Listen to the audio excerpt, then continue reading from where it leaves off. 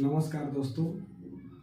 उम्मीद करते हैं कि आप सभी अच्छे होंगे। और आज होली है और आप सभी को हमारे तरफ से होली की ढेर सारी शुभकामनाएं। खूब खेलिए होली और अपने दोस्तों के साथ खेलिए, और साथ ही साथ पढ़ाई का भी माहौल अपने जीवन में बनाए रखेंगे ताकि अपने मंजिल को हासिल कर सकें। उसी मंजिल की रास्ता में एक सब्जेक्ट है हिंदी। हिंदी का व्याकरण का दूसरा चैप्टर है विराम चिन्ह। क्या है? विराम चिन्ह। ये यहाँ से क्वेश्चन बनता है एग्जाम में। विराम चिन्ह पहला चैप्टर हमने पढ़ा दिया है और दूसरा चैप्टर भी आज से शुरुआत है। तो पिछला वीडियो हमारे आप जाकर देखेंगे यूट्यूब चैनल पर, और अच्छा लगे तो मेरे चैनल को सब्सक्राइब करेंगे, लाइक करेंगे और शेयर करेंगे। चलिए तो इस वीडियो की शुरुआत करते हैं। पहले पढ़ते हैं कि विराम चिन्ह किसे कहते हैं। तो इसमें आता है कि वक्ता के कथन को कागज पर उतारने पर उसकी मनोदशा को वास्तविक रूप देने के लिए कुछ चिन्हों का प्रयोग किया जाता है, जिसे विराम चिन्ह कहते हैं। जैसे कि जब कोई वक्ता कुछ बोलता है तो उसके बोले गए सेंटेंस को वास्तविक रूप देने के लिए कुछ चिन्ह का प्रयोग करते हैं। इसी चिन्ह को क्या करते हैं? उसी चिन्ह को विराम चिन्ह कहते हैं। हिंदी में ज्यादातर विराम चिन्ह का प्रयोग किया जाता है, तो वो ये है 5: पूर्ण विराम, अल्प विराम, योजक चिन्ह, प्रश्नवाचक चिन्ह, विषमयादी चिन्ह, उद्धरण चिन्ह, जिसको हम लोग इंग्लिश में जानते हैं इन्वर्टेड कोमा, ठीक है, विवरण चिन्ह, ठीक है। तो अब यहाँ पर एक यही है लगभग 7 जो विराम चिन्ह है। ये सबसे ज्यादा हिंदी भाषा में प्रयोग किया जाता है। अब आता है एक है व्याकरण से संबंधित महान व्यक्ति कमता प्रसाद के नाम से जाने जाते हैं।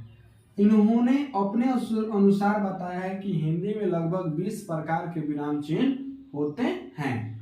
7 को देखिए हम यहाँ पर पढ़ा चुके हैं। अब आगे जो इम्पोर्टेंट हमको लगा है वो है, देखिए कोष्टक 3 प्रकार के होते हैं। हम लोग मैथ में भी पढ़ते हैं।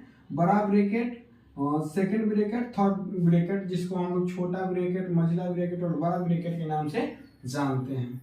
उसके बाद आता है अपूर्ण विराम, जिसको हम लोग अगर याद करेंगे तो अनुपात के सिंबल जैसा होता है, ठीक है। पुनरोक्ति सूचक ऐसा रहा, लाघव ऐसा, लोप चिन्ह ऐसा। देखिए लोप चिन्ह का मतलब हम लोग डैश के नाम से जानते हैं। रिक्त स्थान के भरने के क्रम में जो चिन्ह हमको मिलता है उसे लोग कहते हैं लोप चिन्ह। अब हम क्या करेंगे ना कि बारी बारी से पढ़ेंगे हर एक विराम चिन्ह के बारे में। तो देखिए सबसे पहले पढ़ेंगे हम पूर्ण विराम चिन्ह किसे कहते हैं, चाहे पूर्ण विराम क्या होता है। तो यहाँ पर ध्यान देंगे कि इसका अर्थ होता है पूरी तरह से रुकना या ठहरना। जब कोई वक्ता सेंटेंस बोलता है, वाक्य बोलता है, तो उस वाक्य की पूर्ण रूप से रोकने के क्रम में हम पूर्ण विराम का प्रयोग करते हैं।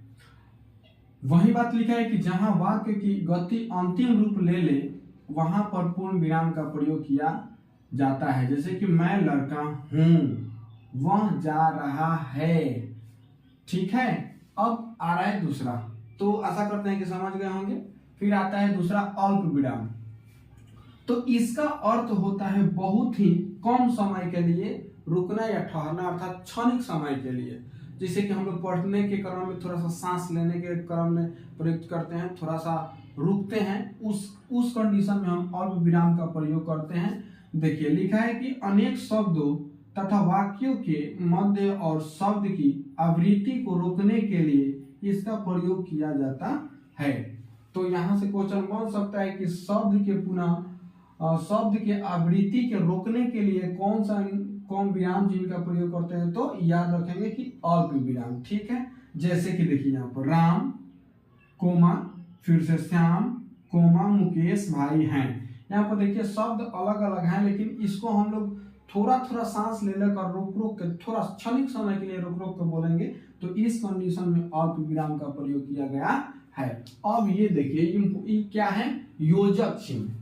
योजक चिन्ह क्या है, योजक चिन्ह ही बहुत, योजक चिन्ह देखिए इसके सहायता से हम लोग तो देखता ही पकड़ लेते हैं कौन, एक आता है द्वंद्व समास। जिस दो शब्दों के बीच में अगर योजक चिन्ह लगा रहता है तो हम पकड़ लेते हैं और बोल देते हैं कि हाँ ये द्वंद्व समास है। 95% 2-4-5 शब्द ऐसे होते हैं जो योजक चिन्ह रहने के बावजूद भी वो द्वंद्व समास के अंतर्गत नहीं आते हैं।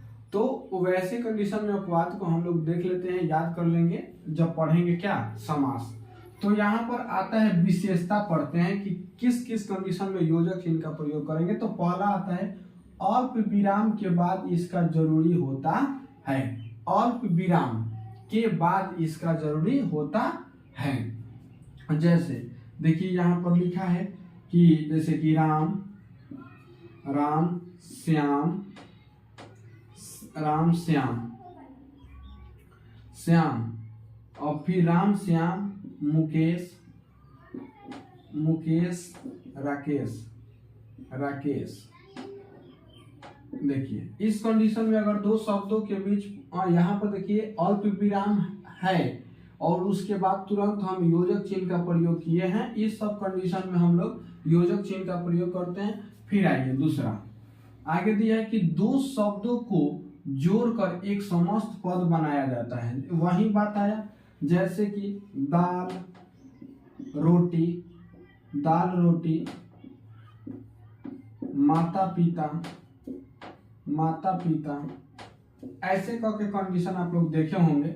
तो इस प्रकार के दो शब्दों को जोड़कर योजक चिन्ह की सहायता से दो शब्दों को जोड़कर एक समस्त पद बनाया जाता है। ठीक है, दो विपरीतार्थक शब्द को जोड़ने के क्रम में भी योजक चिन्ह का प्रयोग किया जाता है। जैसे कि धनी अमीर गरीब, अमीर गरीब, आकाश, आकाश पाताल, स्तुति, निंदा। इस कंडीशन में हम लोग योजक चिन्ह का प्रयोग करते हैं। ठीक है, अभी कुछ देर पहले भी बताए थे कि इस चिन्ह की सहायता से हम द्वंद्व समास की पहचान भी कर सकते हैं। अब आता है दूसरा है, यहाँ पर नेक्स्ट है कि सार्थक और निरर्थक शब्द के बीच में भी हम लोग किसका प्रयोग कर सकते हैं, तो योजक चिन्ह का प्रयोग करते हैं। सार्थक शब्द जिसका कोई अर्थ होता है, निरर्थक शब्द जिसका कोई अर्थ नहीं होता। देखिए परमात्मा ईश्वर से संबंधित है, अपरमात्मा इसका कोई अर्थ नहीं होता है। तो इस प्रकार के शब्द के बीच में हम लोग क्या योजक चिन्ह का प्रयोग करते हैं। ठीक है,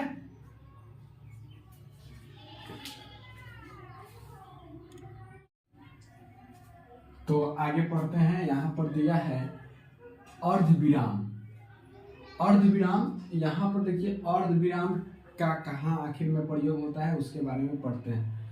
एक शब्द या वाक्यांश को दूसरे शब्दों या वाक्यांश से अलग दिखाने के क्रम में इस चिन्ह का प्रयोग किया जाता है। जैसे कि आओ, पढ़ो, लिखो, लेकिन समय बर्बाद मत करो। देखिए यहाँ पर सब शब्द अलग अलग हैं। आओ, पढ़ो, यहाँ पर लिखो, ये सब अलग अलग शब्द है, किंतु इसी को अलग अलग होने के क्रम में देखिए यहाँ पर दिखाने के क्रम में ही इस शब्द का प्रयोग, इस विराम चिन्ह का प्रयोग किया गया है। अब आता है प्रश्नवाचक चिन्ह। क्या प्रश्नवाचक चिन्ह, ये इस चिन्ह से तो हम लोग बचपन से ही वाक्य माने कि क्या जुड़ चुके हैं, जानते हैं बढ़िया से कि प्रश्नवाचक चिन्ह किसी चीज के बारे में जानने या पूछने के क्रम में इस चिन्ह का प्रयोग किया जाता है। प्रश्न पूछने के क्रम में इसका प्रयोग किया जाता है। जैसे क्या आप खाना खाए, क्या आप पढ़ाई किए, क्या आप खेले, क्या आप वहां गए। इस प्रकार के प्रश्न पूछने के क्रम में हम प्रश्नवाचक चिन्ह का प्रयोग करते हैं। अब आता है विषमयादि बोधक चिन्ह। विषमयादि बोधक चिन्ह, इस चिन्ह का प्रयोग हम आश्चर्य, उत्साह, हर्ष के क्रम में इस चिन्ह का प्रयोग किया जाता है। एक्सक्लामेटरी चिन्ह के नाम से जाना जाता है इसको।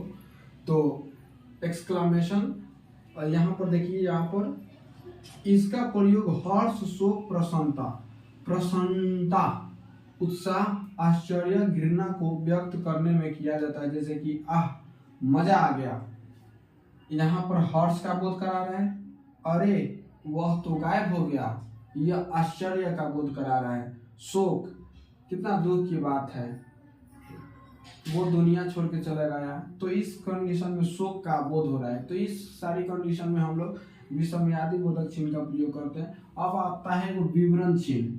क्या विवरण चिन्ह का सिंबल देखिए ऐसा है।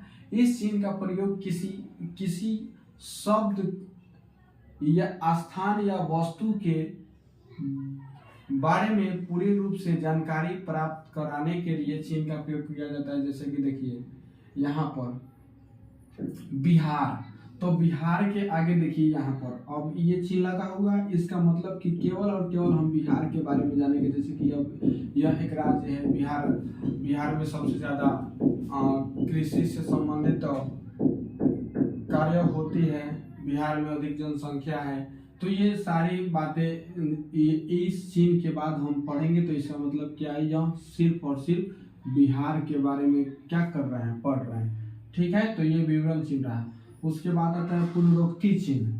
पुनरोक्ति चिन्ह अर्थात किसी शब्द के बार बार लिखने से रोकने के लिए इस चिन्ह का प्रयोग किया जाता है। जैसे कि मनीष लड़का है, ठीक है, राकेश लड़का है, तो देखिए अब लड़का न लिखकर केवल पुनरोक्ति चिन्ह का प्रयोग कर दिए तो लड़का का बोध हो गया। फिर आगे लिख सकते हैं कि राजा एक लड़का है, दिलीप एक लड़का है। तो ये सब केवल शब्द को रोकने के क्रम में हम पुनरोक्ति शब्द का प्रयोग करते हैं। अब ये नोट याद रखेंगे कि हंस पद, देखिए ये हंस पद को त्रुटि बोधक चिन्ह के नाम से जाना जाता है। जैसे इस चिन्ह का प्रयोग कहाँ करते हैं, तो जैसे कि लिख रहे हैं कि राम बहुत बहुत लड़का है, तो हम लिख दिए। ठीक है, अब यहाँ पर मेरे लिए तो यहाँ पर लिखने के लिए जगह नहीं है और मेरे यहाँ तो जगह है, लेकिन और सटा के लिखते हैं, लड़का है, राम एक लड़का, राम बहुत अच्छा लड़का है। अब देखिए यहाँ पर इसका कोई विशेष अर्थ नहीं निकला है। इस कंडीशन में हम क्या करेंगे, इसको काटने से अच्छा है कि ऐसे हंस पद का चिन्ह लगा देंगे एक छोटा सा, और यहाँ पर लिख सकते हैं कि सुंदर। अब देखिए इसका अर्थ निकल गया, राम बहुत सुंदर लड़का है। तो इस कंडीशन में हम हंस पद का चिन्ह का प्रयोग करते हैं। अब यहाँ पर एक और बात याद रखेंगे कि योजक चिन्ह का दूसरा नाम होता है सामयिक चिन्ह। इस चिन्ह का प्रयोग संस्कृत में नहीं होता है। तो उम्मीद करते हैं कि आप समझ चुके हैं विराम चिन्ह, और यह बहुत ही कम समय में हमने जितने हिंदी में इम्पोर्टेंट चिन्ह है, विराम चिन्ह है, हमने समाप्त किया। इससे संबंधित कुछ क्वेश्चन हम आपको देंगे जो कि बहुत ही अन्य भी परीक्षाओं में पूछा हुआ है, प्रीवियस ईयर्स क्वेश्चन में है, और आप देखिएगा उसमें का क्वेश्चन आपसे 100% बन जाएगा। तो उम्मीद करते हैं कि आपको वीडियो अच्छा लगा होगा। अगर अच्छा लगा है तो शेयर करें, सब्सक्राइब करें। चलिए तो मिलते हैं नेक्स्ट क्लास में। Thank you.